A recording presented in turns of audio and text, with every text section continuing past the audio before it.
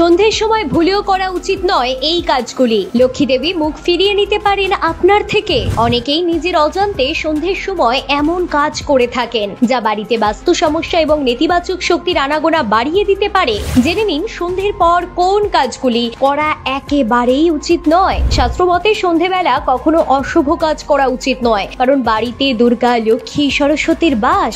সন্ধ্যেবেলা এই কাজগুলি করার অর্থ হলো দেবদেবীদের রাগিয়ে তোলা। এর ফলে আর্থিক অনটন, পারিবারিক সমস্যা দেখা দিতে পারে। সূর্যাস্তের পর কোন কাজগুলি ভুলেও করতে নেই একবার জেনে নিন।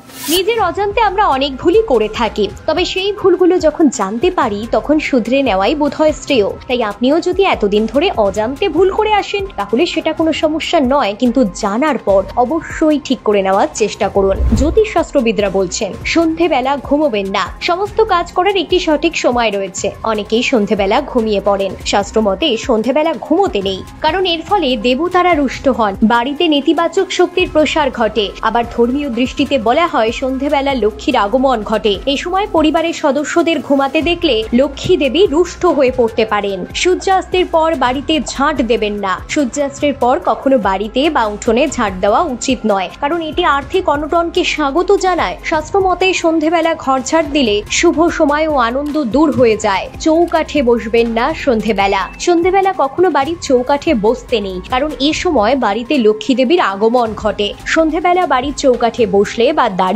থাকলে পথ অবরুদ্ধ হয়ে যায় এবং সেখানে লক্ষ্মী দেবী প্রবেশ করতে পারে না। তিনি ঘরের দোরগোড়া থেকেই ফিরে যান। কাউকে সন্ধ্যেবেলা নুন দেবেন না। সন্ধ্যের পর রান্নাঘর থেকে কাউকে নুন দেওয়া উচিত নয়। জ্যোতিষশাস্ত্র মতে নুন শুক্র এবং চন্দ্রের সঙ্গে সম্পর্কিত।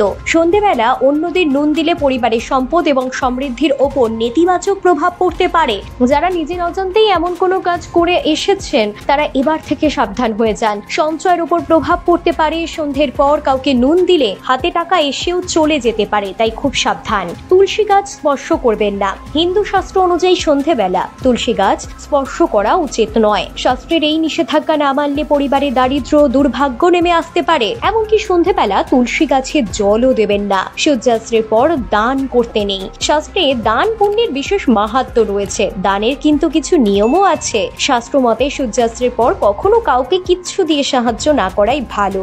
বিশেষত দুধ ও দই দান করা থেকে বিরত থাকবেন। জ্যোতিষশাস্ত্র অনুযায়ী দুধ দান করা শুভ, কিন্তু সূর্যাস্তের পর দান করা কিন্তু উচিত নয়। সূর্য ও চন্দ্রের সঙ্গে এটি সম্পর্কিত, যার ফলে লক্ষ্মী নারায়ণ রেগে যেতে পারেন। এমনকি আর্থিক লোকসান হতে পারে আপনার বাড়িতে। এই দুটি উপাদানই সুখ সমৃদ্ধি বৃদ্ধি করে, তাই কাউকে দান করা শুভ, কিন্তু সন্ধ্যের পর নয়। সূর্যাস্ত হয়ে যাওয়ার পর এই কয়েকটি নিয়ম মেনে চলার চেষ্টা করুন। এমন নিয়ম মেনে চললে আপনার বাড়িতে ইতিবাচক শক্তির সঞ্চার ঘটবে, নেতিবাচক শক্তি দূরে থাকবে। কিন্তু এমন ভুল যদি করতে থাকেন তাহলে জ্যোতিষ মত বলছে বাড়িতে নেতিবাচক শক্তির সঞ্চার ঘটতে পারে, যা আপনার সংসারকে অবনতির পথে ঠেলে দেবে। তাই খুব সাবধান হয়ে যান। উপরিউক্ত সকল তথ্যই জ্যোতিষ এবং বাস্তুশাস্ত্রের উপর ভিত্তি করে বলা হয়েছে। এগুলি আপনাকে কোনোভাবেই মেনে চলতে বা বিশ্বাস করতে বাধ্য করে না আমাদের channel. Bureau report, lifestyle Bangla.